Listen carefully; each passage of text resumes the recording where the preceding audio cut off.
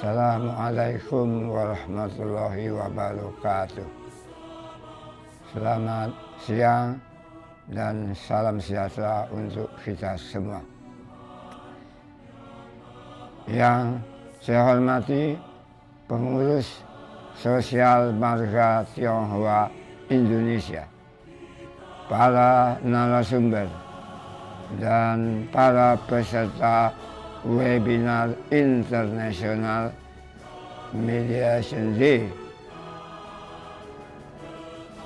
Bapak Ibu yang saya hormati, secara etimologi kosakata mediasi berasal dari kosakata Inggris, yaitu mediation. Walaupun kosakata mediasi diadopsi dari kosakata Inggris, yaitu mediation, tidak berarti secara konsep mediasi itu merupakan monopoli produk sistem budaya, sosial, dan hukum masyarakat Barat. Bahkan berdasarkan sebuah buku publikasi di Amerika Serikat, karya Leonard Riskin dan James Westbrook tahun 1987 yang berjudul Dispute Resolution and Lawyers, halaman 83, yang antara lain mengatakan bahwa praktek mediasi di Amerika Utara berasal dari praktek penyelesaian sengketa para imigran Tionghoa yang merantau ke Amerika Utara pada abad ke-17 atau 18. Para imigran Tionghoa di Amerika Utara pada masa itu masih hidup dalam budaya dan pandangan spiritual Konfusius atau Konghucu. Menurut pandangan Konfusius, berperkara di pengadilan sebagaimana dipraktikkan oleh bangsa Amerika kulit putih yang berasal dari Eropa mencerminkan terjadinya gangguan sosial keharmonisan dalam kehidupan bersama dan hukum yang menggunakan paksaan putusan pengadilan untuk penyelesaian sengketa merupakan noda atau aib dari sudut pandang Konfusius. Menurut pandangan Konfusius, sebagaimana dirujuk oleh kedua penulis berkebangsaan Amerika Serikat tersebut, adalah bahwa penyelesaian sengketa yang baik adalah tanpa penggunaan paksaan oleh kekuasaan, tetapi melalui persuasi moral. Pada dasarnya, suku-suku bangsa di Indonesia juga memiliki akar budaya atau norma adat yang mempraktekkan penyelesaian sengketa melalui musyawarah untuk mencapai mufakat. Suku Jawa mengenal istilah rembukan yang mengandung arti perundingan. Suku Minangkabau atau Padang juga mengenal penyelesaian sengketa melalui musyawarah untuk mufakat. Sebagaimana tercermin dalam pepatah lama diawak katujuh diulang, yang mengandung arti menyenangkan diri kita sesuai pula dengan kehendak orang lain. Pepatah lain mengatakan, bulik ayi dek pambuduah, bulik kato dek mufakat, yang artinya bulat air karena bambu, bulat kata karena mufakat. Mengandung makna bahwa pengambilan keputusan dilakukan secara kesepakatan yang hadir. Para pemimpin bangsa atau pendiri bangsa Indonesia juga meyakini bahwa cara-cara musyawarah untuk mufakat adalah cara-cara pengambilan keputusan dan penyelesaian sengketa yang berakar pada budaya bangsa Indonesia. Oleh karena itu, sila keempat Pancasila menyatakan kerakyatan yang dipimpin oleh hikmat kebijaksanaan dalam permusyawaratan perwakilan.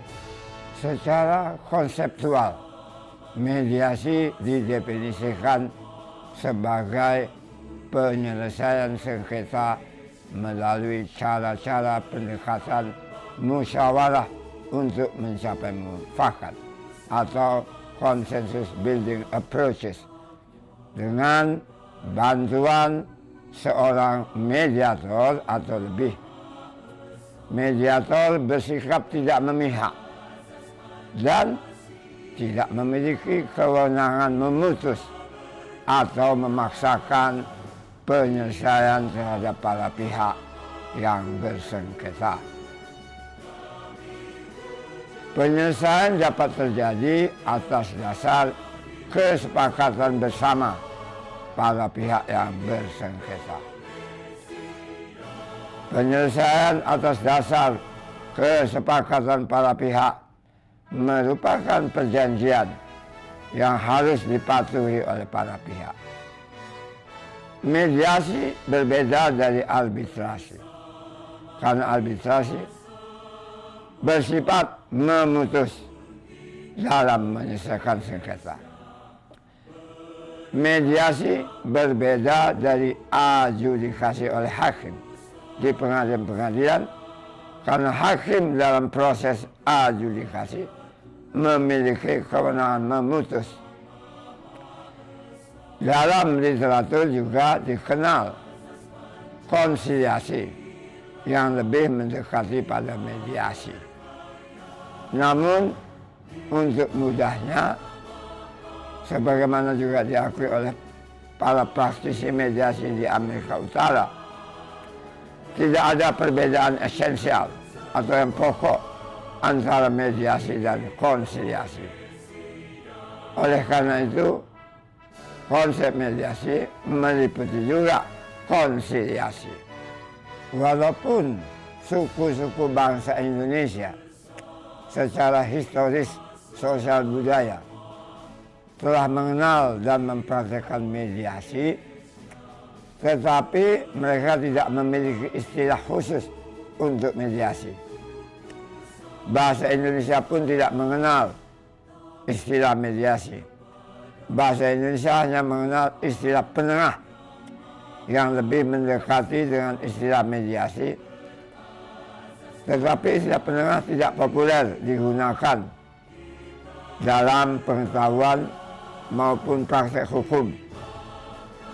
Istilah mediasi menjadi populer dalam pengetahuan dan praktek hukum maupun sosiologi, antropologi, atau ekonomi.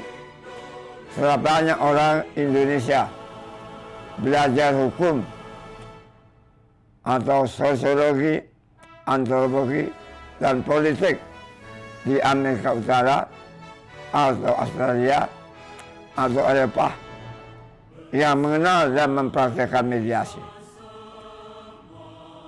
Dari studi di luar negeri itu, sarjana-sarjana Indonesia terlibat dalam pembuatan perundang-undangan atau kebijakan nasional, kemudian mengusulkan penggunaan istilah dan pengaturan penggunaan mediasi sebagai cara penyelesaian sengketa selain cara-cara memutus seperti arbitrasi dan adjudikasi. Di masa ini banyak peraturan perundang-undangan Indonesia mengatur penggunaan mediasi. Dalam peraturan perundang-undangan, mediasi dapat digunakan untuk penyelesaian sengketa di luar pengadilan, dalam sengketa-sengketa dagang, perbankan, konsumen, perburuhan, informasi, atas dasar kesukarelaan para pihak. Ketua Mahkamah Agung Republik Indonesia sejak tahun 2003 memberlakukan wajib mediasi terhadap penyelesaian sengketa perdata yang diajukan ke Pengadilan Negeri dan Pengadilan Agama dengan beberapa pengecualian. Pada saat ini yang berlaku adalah Peraturan Mahkamah Agung nomor 1 tahun 2016. Untuk mendorong agar hakim melakukan mediasi secara sungguh-sungguh, Ketua Mahkamah Agung Republik Indonesia sejak tahun 2021 juga telah memberikan anugerah Mahkamah Agung Republik Indonesia kepada 10 orang hakim yang berhasil meraih jumlah perkara terbanyak yang berhasil mereka mediasi dalam tahun yang berjalan. Mahkamah Agung Republik Indonesia saat ini juga telah memberikan akreditasi kepada 20 lembaga swasta mediasi yang memberikan pelatihan-pelatihan mediasi. Para alumni lembaga pelatihan mediasi yang telah memperoleh akreditasi dari Mahkamah Agung memenuhi kualifikasi untuk memberikan jasa mediasi pada sengketa-sengketa yang sudah didaftarkan pada Pengadilan Negeri atau Pengadilan Agama di seluruh Indonesia. Tantangan terbesar dalam praktek mediasi adalah masyarakat Indonesia yang telah berubah, baik suku Tionghoa maupun suku lainnya di Indonesia.